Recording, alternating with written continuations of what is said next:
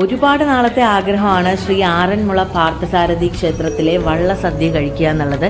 ഇത്തവണ അത് ഒത്തു വന്നിട്ടുണ്ട്. പമ്പയുടെ തീരത്തേക്ക് ആദ്യത്തെ വള്ളം വന്നുകൊണ്ടിരിക്കുകയാണ്.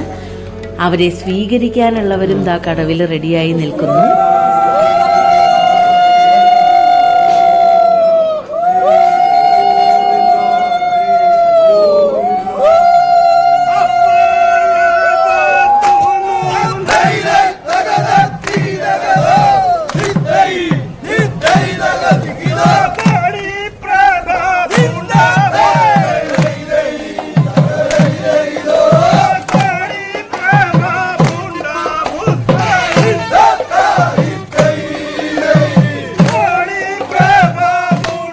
വള്ളക്കാരി ക്ഷേത്രം വലം വെച്ച് കഴിയുന്നതോടെ വള്ളസദ്യ ആരംഭിക്കുകയാണ്.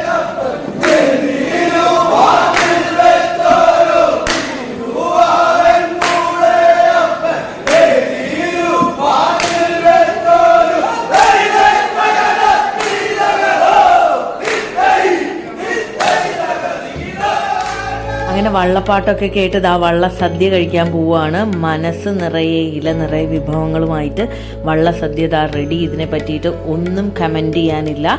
ലൈഫിൽ ഒരു തവണയെങ്കിലും എക്സ്പീരിയൻസ് ചെയ്യേണ്ട ഒരു കാര്യമാണ് കേട്ടോ ഇത്.